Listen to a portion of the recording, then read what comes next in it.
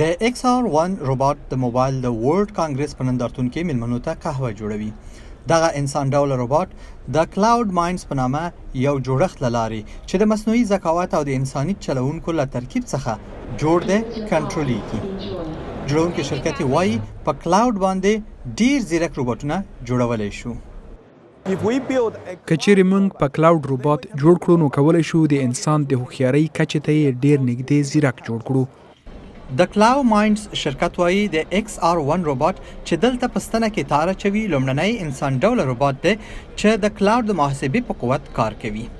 دوی زیاتوي په کار ده چې د انسان ډوله روباټونو حافظه د کلاود په سیستم کې وساتل شي چې یو کوچنی روباټ د اندازې د محدودیتونو مخه ونیول شي.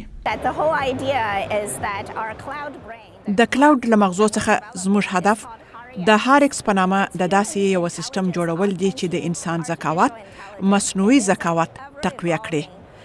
دغه سیستم یا مغزه د انکشاف په حال کې مغزه دي او له وسیلو او روباټونو سره مرسته کوي چې نور هم ځیرک سي. د کلاود ماینډز شرکت وایي د XR1 روباټ د خدمتګار هرکلي کوونکي او حتی د پاخه عمر لرونکو د پالونکي او ساتونکي په توګه کارېدلی شي. که روباټ د لارښوونو په تعقیب کې پاتې راشي نو کنټرول د کلاود روباټ انساني روزونکو ته انتقالیږي او په سیستم کې د موجودو ټولو روباټونو د انساني روزونکو له روزنې څخه ګټه اخلي.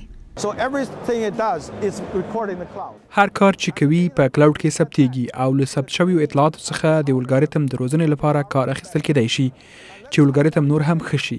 فرض کړئ تاسو 1 میلیون روباټونه لرئ چې ټول په یو وخت کې کار کوي. که یو روباټ کوم شی زده کړي پاتې نور روباټونه یې هم په عین وخت کې زده کوي. د کلاود ماینډ شرکت وایي د دوی هدف تر 2025 کاله پورې د داسې انسان ډوله روباټونو جوړول دي چې په کورونو کې به ورڅخه ګټه اخیستل کیږي او ارزان به وي. احسان لار یوځای امریکا غږ.